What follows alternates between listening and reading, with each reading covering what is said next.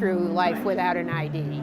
Without an ID, you can't open up a bank account, you can't get a job, you can't get an apartment. You can't get married or divorced. You need an ID to get on a plane, you need an ID for a hotel room. You can't even take stuff to the dump in Orange County without an ID. They have even told me you need an ID to actually stay in a shelter. And I recently learned you cannot claim your dead husband's body without an ID.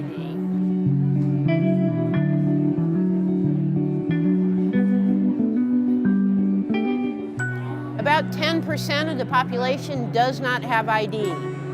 It can be hard to get. There are a lot of obstacles. The Real ID Act changed everything.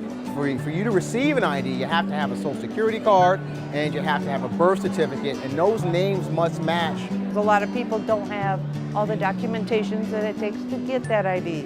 The certified birth certificate, the Social Security card, and proof of address. But to get people's identities verified makes our communities more effective, safer, more workable, more livable.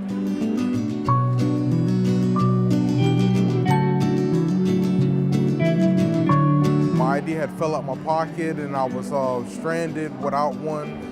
It kind of blocked me from a lot of job resources and without having an ID, and left me homeless. I was actually mugged. I was in the wrong part of town at the wrong time of night. Birth certificate, Social Security card was all in my purse. I'm not a Floridian, but I am in America. So what is America about? Not Floridians or Texans or Oklahomans. I was born here, but I can't do stuff in Florida without y'all's help.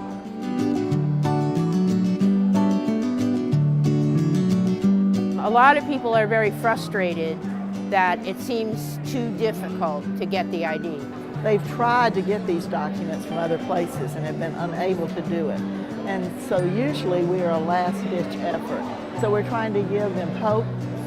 We're trying to give them dignity. Yes, we can help you. Yes, you are worthy. Yes, we care about you. IDignity is an organization that assists U.S. citizens in legally proving that they are U.S. citizens. We have the federal government, the state government, county government, city government, all coming together to address this one issue in this one building on this one day every single month. If we're having a problem with a birth certificate because there's something funny with the Social Security card, well, we can just walk over to the Social Security card, the volunteer, the client, everybody, and try to work it out right there on the spot. IDignity I like to look at as a new step. It's a new beginning for them, a new start with their life. Once they have that identification card, they have identity. So now they can do something.